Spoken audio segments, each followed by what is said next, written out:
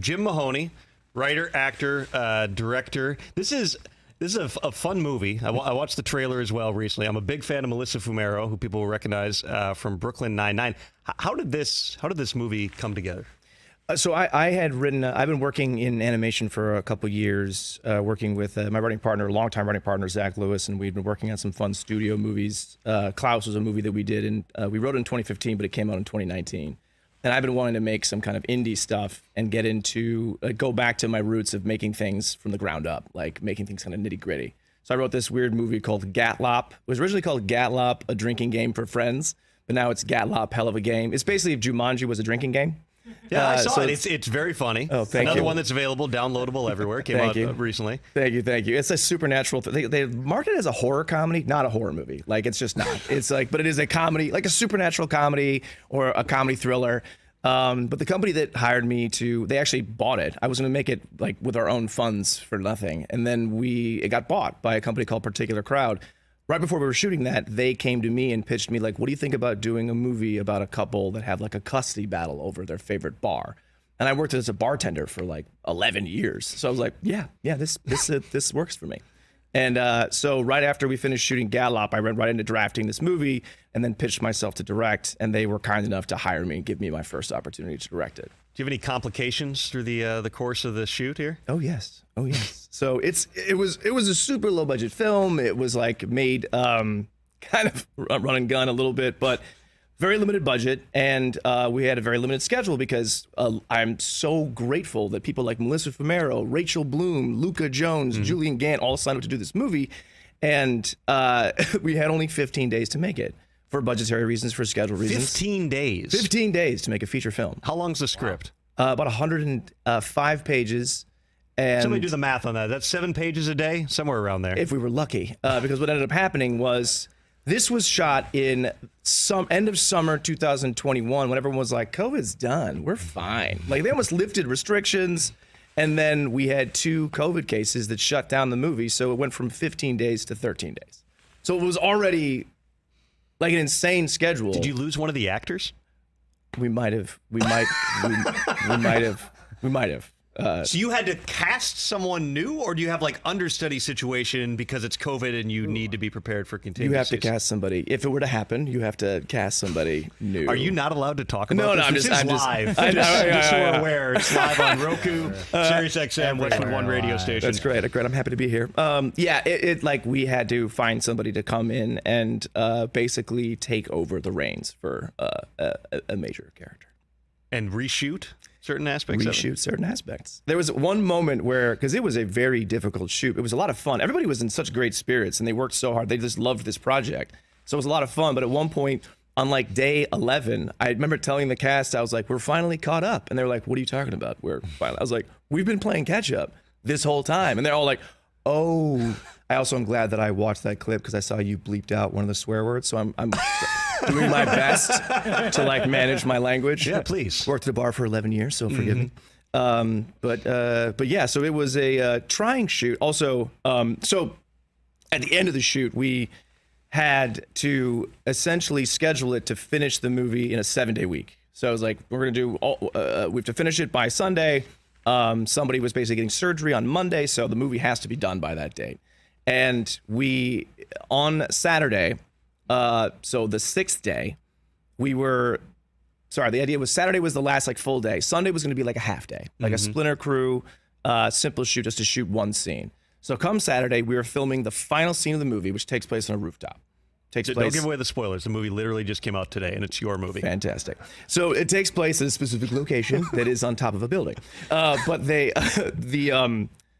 while we were at this certain location setting up, and there's like multiple trucks being set up to do this, by the way, when you film something, you have to scout locations, then you have to get permits and licenses and map everything out. So we're there setting up, and it turns out the company that we hired or we paid to lease this location didn't have rights to the location. And so that day I was basically told, it's like, you have to rewrite the ending to come up with basically a secondary ending right now. As in this evening. And where was it going to be? It was going to be, so it was supposed to be on the top of a location. And then we had to, basically I was asked, like, what do you need minimally? Like, what is the least amount of things that you need to complete the ending? And I was like, I need these 3 things: open space, whatever, a few components. Again, I'm trying not to give anything away, but the line producer was like, I can get it to you tomorrow. So the last day, we're supposed to be like a half day. It's like, we can film the ending of the movie. So that night I had to rewrite the entire ending. Then we had to rescout everything, shoot the entire ending, to then deliver the movie to where the producers were like, we should reshoot that ending. And I was like, yeah, we should.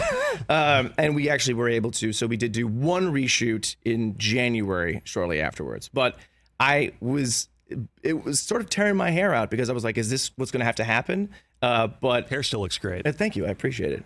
It's grown in since then. But it was nuts. But I had talked to a director. I won't name her name, but she basically walked me through the process of making her first indie film. And she said, she can say this because she's like, I had a kid, and going through the process of being pregnant and giving birth was horrible. And then the second she gave birth, she was like, I want to do it all over again. And she's like, that's the exact same feeling I had with filmmaking. And I was like, I get that. Okay. Yeah. And this was your directorial debut in Barfight. It was, yes. Which is a lot to take on. It was hefty. I want to dig more into this. First, though, so I'm imagining there's some people who recognize you but don't know where from. And so I want to pull back the curtain on this a little bit. Can we see what people, especially NFL fans, might know Jim from? If we can bring up the screen grab. Yeah, this makes sense. If you've ever seen the Downey U-neck guy, Yep. This commercial has run 6,000 times over like 5 years. What year was this shot? Right. That was shot in 2017. So 5 years. I also they like dyed my eyebrows for this to make me look younger. Like I didn't look that young when they shot it, and so it's. But that is still running now. Yeah. Like every commercial break on football games, we still see you. I'm also a weird alien character in the Orville, like where I have like a giant broccoli face, and I don't speak English. So I have the weirdest career of anybody that I know. So you got the bad fitting T-shirt, Correct. broccoli face, with red eyes, and then you wrote a children's movie that was nominated for an Oscar. That happened. Klaus or Claus? Klaus. See, that's just confusing. I understand it. Okay, Yeah, it's a Christmas movie. I wrote a movie called Gatlop. That's confusing.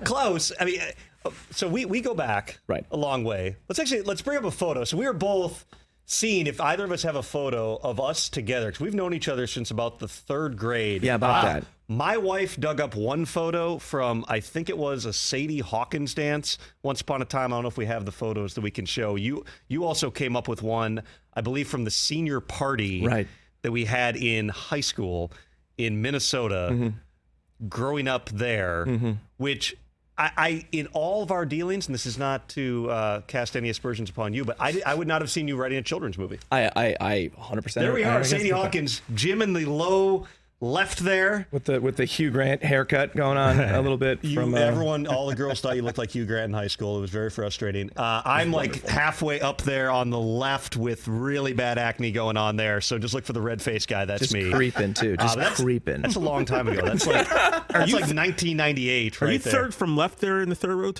I am fourth from left in the fourth row. If we count that. Okay, I see it now.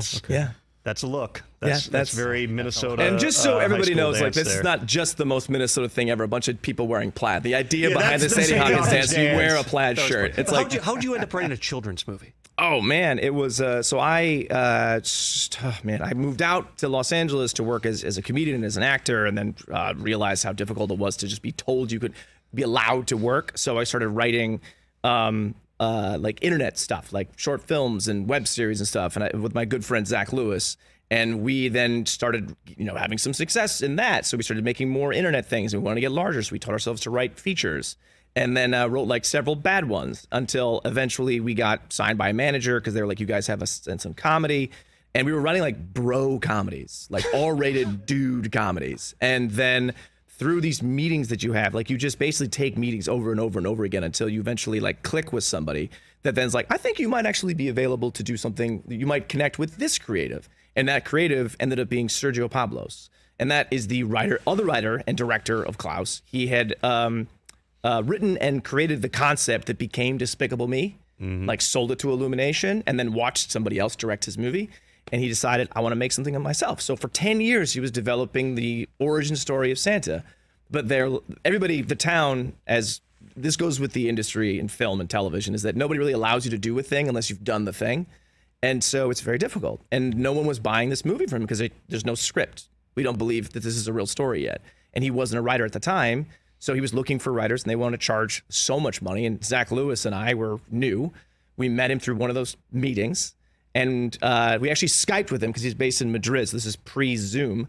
And he was like, I think you guys seem great. You guys have a good sense of story. Why don't you send me one of your sample scripts? And we're like, sure. And then we hang up the phone. We're like, not getting this movie. Like, the movie, What again, did you send him? it was like a bro dude comedy. I can't even remember the exact, it was just R-rated, so far off base, probably should not see the light of day. And he read it and he was like, you guys are great. Like, this is going to work out. And we're like, are you sure about this? He's like, and he had a good point. He was like, you guys have a sense of heart in your writing, but also the thing he runs into with a lot of writers when they were working in animation was that they write characters as if they're cartoon characters. He's like, I don't want that. So I feel like you guys will find a nice middle ground. We worked with him for like over a year. He worked on the script after, and then he made it into this brilliant thing. But so much of the credit is given to him because it's also visually, the visual language of that movie is just wonderful. It's just nostalgia. And so, yeah, I gotta give him way more credit. But that's how that came about. And then it was like, now we work in animation because that's a thing you did. And then same thing where I was like, I want to get back to making kind of weird genre smashing movies. Like we grew up watching, one of my favorite movies was like Death Becomes Her or like Goonies, all the Amblin movies where it's sort of like a sort of scary kids movie and stuff. And so I wanted to get back to that. And that's how this, Gallop and then became Bar Fight. We were talking about this in here before you came in off air about the fact that I think Brockman was reading the list of like the best picture winners in recent years. And I'm like, nope, didn't see it. Nope, didn't see it. And TJ goes like, well, what are the movies you've seen most? I'm like, Swingers, Dirty Work, American Pie. Dirty Work. Dirty Work's one of the best bad movies. Norm. Norm Wilson that was his last film role was in Klaus, right? Yeah. Yeah, I think, he was actually, crazy enough, he was actually a voice in The Orville. Is a voice in The Orville. Was he also a broccoli-faced character? He was a broccoli blob. Like, he was like an animated blob. Like, we have so much in common. So really what's coming next from you is these long dust off the bro comedies then. I don't know if any of them look like what we looked like in high school, but I imagine, look at this. You sent me this photo last night. Yeah. I had never seen it before. I am shocked that I was able to find this. I just like, I was with my girlfriend and I got that, you sent me a picture of us from high school and I was like, I gotta find pictures, and opened up a shoebox. And this was like on top. Like this was like in the top of a stack of great photos. Whatever face you're doing, I love it. I'm dead sober there, by the way. This was during like one of those overnight lock-ins where like nobody drink, we can have fun without alcohol. So I don't know if I'm tired there or I figured out it was from the senior party because our friend Tim McCarthy right there along with Pat Stoneking. Tim's holding something that says participation bucks on it. I had to zoom in. That was like you want to go in the bounce house. Okay. You get a fake dollar. How about a funnel cake? Those ridiculous things. Vikings Bills on Sunday. You got to be excited about the Vikings. I am excited about the Vikings. I'm a lifelong fan, so my life is just torture. Has been forever. But I hope that this is another one of those years where they don't like just set themselves up for what should be success and then disappoint me at the end of the season. But also my girlfriend's mother, her family is from Buffalo, so she is like a psychotic Buffalo Bills fan. So this is really going to have a trickle down effect in your household for a while here. Then I think so. Yeah. Well, it's going to be Case Keenum in all likelihood. Do we have that official? Have we seen it? We've been so engaged over here. We haven't Are you doing seen anything over there, Brockman? Just watch Twitter. I got a question for you guys. 'Cause more fans. I love stuff like this. You guys have known each other for so long. When you look back on like your high school years, what was like your hopes and your goals? Do you guys remember what you wanted to be doing when you were 15, 16, 17 growing That's up? good. I was actually talking to Tom about this. I have a vivid memory of we had a public speaking class together.